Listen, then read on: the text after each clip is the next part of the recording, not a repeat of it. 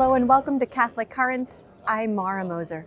Today is the second and final public day of the Spring Plenary Assembly of the United States Conference of Catholic Bishops. Today the bishops voted on a number of action items and discussed the national Eucharistic revival, migration, and other important issues.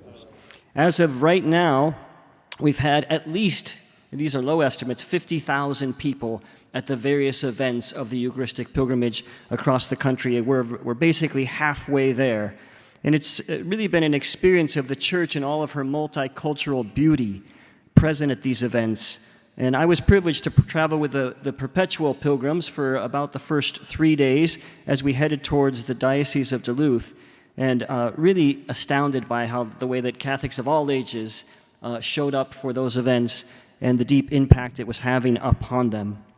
And of course, the pilgrimages have not only been joyous and large processions, but included visits to prisons, nursing homes, homeless shelters, catechetical moments, and opportunities for testimonies and talks, really opportunities to serve the poor and to witness to the beauty and the gift of the Eucharist in many different ways.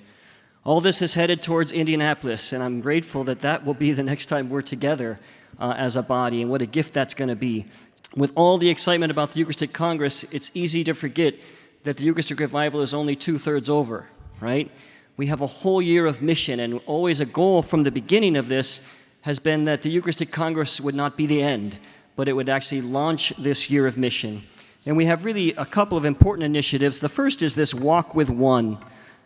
This Walk with One initiative really want to invite every Catholic to this kind of evangelistic outreach, to identify someone they know in a spirit of humility, to intercede for that person in communion with the Holy Spirit, and then connect with that person in friendship, and then invite that person to take a step closer to the Church.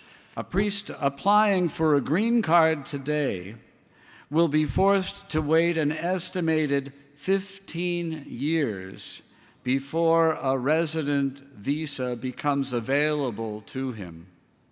The maximum time allowed in the country for the temporary visa category used by religious workers, known as the R1, with it is 5 years.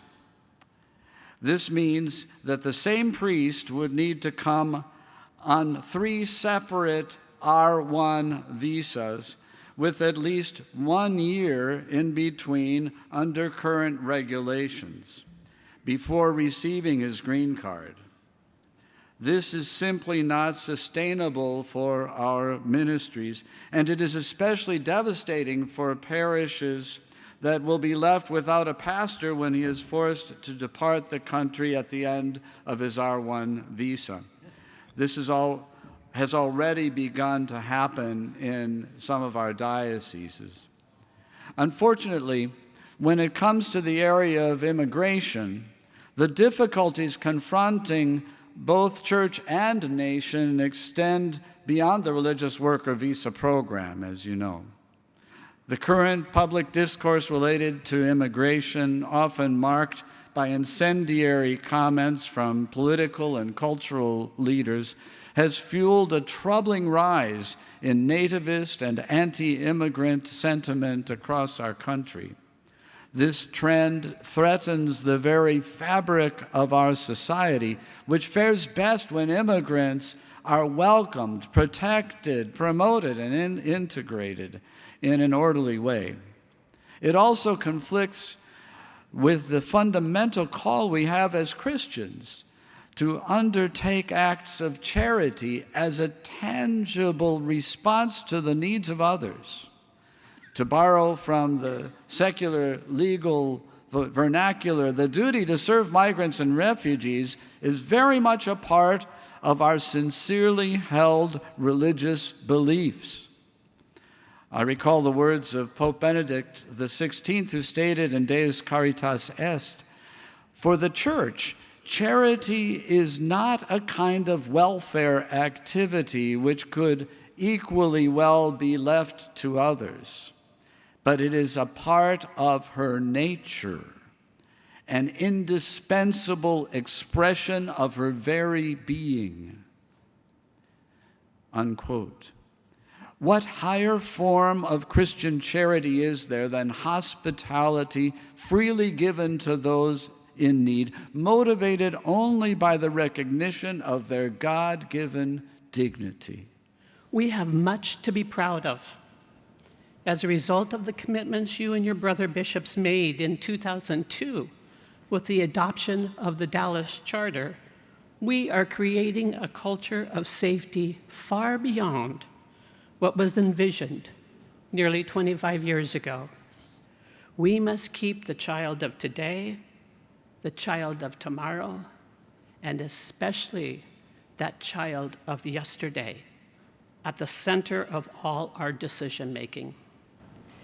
It is a fact and public sentiment that abuse hurts at every age.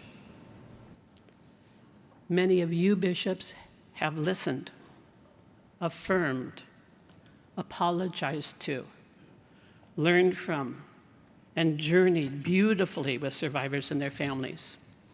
You have also taken responsibility in supporting ongoing assistance and accompaniment.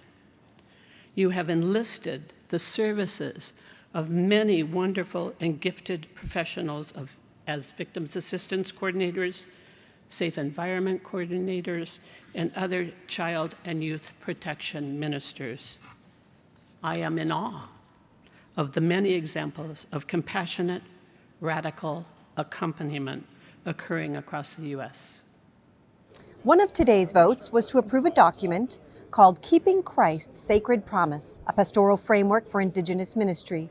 The framework was written and developed after several years of listening to the concerns and experiences of Native and Indigenous community leaders. All along, the objective has been to present you with a document that would help us bishops refocus and reinvigorate ministry among Indigenous populations in the United States. As a framework and not a pastoral plan, Keeping Christ's Sacred Promise encourages local bishops and their teams and local Catholic Indigenous communities to work together, using it as a reference while developing their own local pastoral plans. The pastoral framework gives shape to ideas that the Catholic Native leadership has been voicing for the past several years in listening sessions sponsored by the subcommittee. This pastoral framework has been anticipated by Catholic Indigenous communities in the U.S. who have long requested renewed pastoral attention and support from the bishops for their efforts on evangelization, reconciliation and healing, education, and addressing matters of justice and social concerns in Native communities. Above all, the pastoral framework also calls for collaboration and empowerment through resources and formation of Native Catholics as missionary disciples. From Louisville, Kentucky, thank you for joining us for this edition of Catholic Current. We'll see you next time.